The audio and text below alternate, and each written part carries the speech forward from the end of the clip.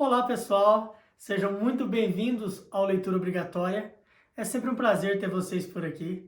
Eu me chamo Thiago Marques e hoje nós vamos falar sobre a maior obra da maior escritora brasileira.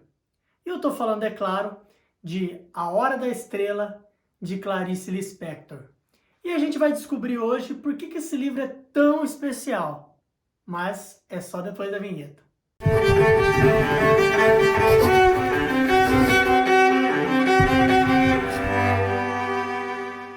Nesse ano, completamos o centenário de Clarice Lispector.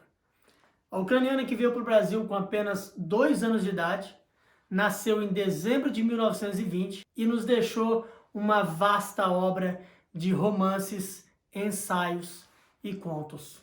Clarice é conhecida por tentar desvendar os labirintos da alma humana, por vasculhar os escombros das pessoas em busca de algum tesouro. E foi exatamente isso que ela fez com a personagem principal dessa obra, a nordestina Macabea. Macabea é uma nordestina nascida no sertão das Alagoas, que não tem nada de especial. Muito pelo contrário, é justamente essa ausência de qualidades, de virtudes, de consciência, essa falta de resposta para a vida que causa no narrador essa angústia. Nessa novela, o narrador da história é um personagem tão importante quanto a própria protagonista. Apresentado apenas como Rodrigo SM, ele é uma espécie de pseudônimo da Clarice. Muitos dizem que SM quer dizer si mesma.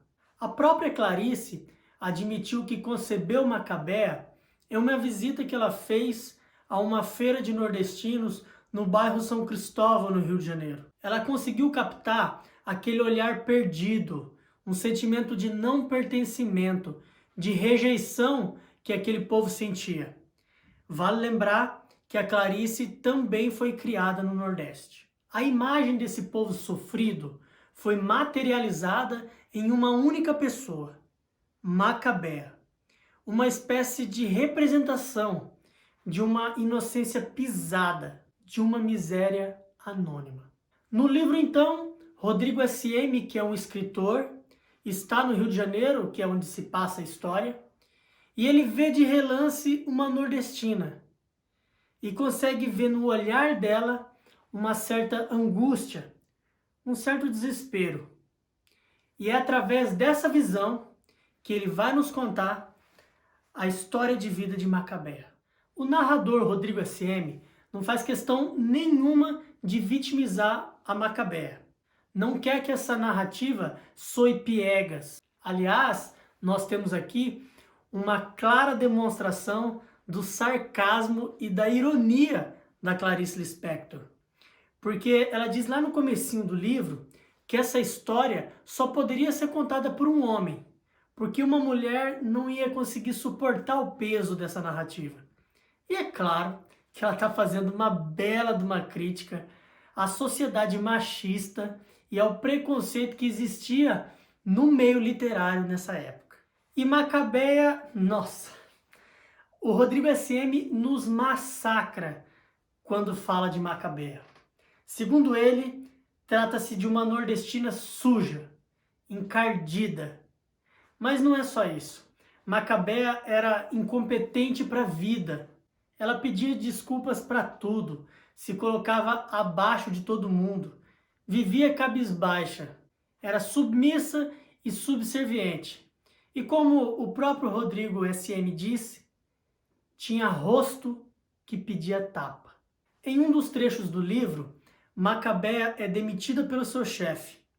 E depois de ouvir os motivos da demissão, ela simplesmente pede desculpas pelo incômodo. Macabea é assim. Pede desculpas pelo ar que respira, pelo espaço que ocupa, simplesmente por existir. E ela acaba nos causando assim uma certa indignação, com tamanha resignação. Com o decorrer da história, a gente descobre que Macabea, assim que nasceu, viveu 1 ano sem ao menos ter um nome. Porque os seus pais achavam que aquele bebê franzino e doente não ia vingar. e acabaram lhe dando esse nome em uma homenagem à Nossa Senhora da Boa Morte. Com 2 anos de idade, ela perdeu os pais e passou a ser criada pela tia, que era muito, mas muito ruim para ela. Ainda jovem, ela e a tia mudam-se para o Rio de Janeiro, em busca de condições de vida melhor. A tia então morre e ela passa a morar numa pensão com outras 4 moças. Com um cursinho básico de datilografia, ela arruma um emprego para ganhar menos que um salário mínimo. Ela era tão pobre que se alimentava apenas de pão com mortadela e Coca-Cola. No século XIX, os escritores são conhecidos por investigar a mente dos personagens. Se você ainda não viu a minha resenha de Crime e Castigo, do Dostoiévski, eu vou deixar o card aqui para vocês conferirem. Só que nessa época, esses fluxos de consciência apontavam personagens cheios de virtudes, cheios de desejos, personagens muito profundos. Só que na época da Clarice, essa geração, que é conhecida como a terceira geração modernista, que teve início no século XX pós Segunda Guerra Mundial, em 1945, essas análises, esses fluxos de consciência apontam personagens esvaziados, personagens sem sonhos, sem nenhuma perspectiva. E é exatamente isso que nós vemos nesse livro. Esse livro é a perfeita representação dessa geração de escritores. A Hora da Estrela, pessoal, é um livro sobre o vazio. Prosseguindo com a história, num dia chuvoso, ela conhece um rapaz também nordestino, chamado Olímpico de Jesus, que logo acaba se tornando seu namorado. Só que ele é muito diferente de Macabea, igual em ignorância, mas ele tem aquela malandragem, aquela malícia. E aí você imagina o Olímpico de Jesus sem nenhum caráter do lado da Macabea, que é uma submissa. A gente vai ter a descrição perfeita de algo que hoje a gente chamaria de relação tóxica. Ele vai humilhar ela de todas as formas. Mas o ápice dessa humilhação é quando ele trai a Macabea com a colega de trabalho dela, a Glória. A Glória é uma personagem muito importante na história. Ela é uma autêntica carioca da gema, muito mais esperta e muito mais dada ao mundo do que a Macabea. E após ter roubado o namorado da amiga, ela sugere que ela vá até uma cartomante. E é exatamente nesse momento que a história de Macabea se transforma. O narrador Rodrigo S.M. finalmente consegue encontrar um brilho na existência daquela pessoa que até então era invisível para a sociedade. E nós, enquanto leitores, nos deparamos com um grande finale daqueles que nos deixa sem ar. O ápice dessa história realmente se dá no final do livro.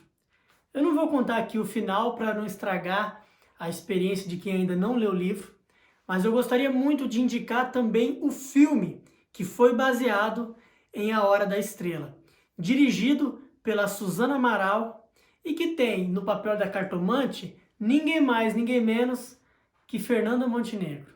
Eu costumo dizer que cada livro lido é uma espécie de tijolo colocado na construção de quem nós somos. E A Hora da Estrela, sem sombra de dúvida, me ajudou a ouvir o grito daquilo que é marginal, obsceno e que ninguém quer ver. E você, ficou curioso para ler A Hora da Estrela? Então deixa aqui nos comentários o que você achou dessa história. Não se esqueça também de se inscrever no canal e deixar o seu joinha. Caso você queira comprar esse livro com desconto na Amazon, eu vou deixar na descrição do vídeo um link para você acessar. E se você, assim como eu, acredita que a literatura é capaz de transformar a sociedade, seja também um padrinho ou uma madrinha do Leitura Obrigatória. Contribuindo com qualquer valor, você participa de sorteios de todos os livros que eu resenhei aqui no canal e de brindes exclusivos. E por hoje é isso. Eu vou ficando por aqui. Uma ótima semana para vocês e até a nossa próxima Leitura Obrigatória.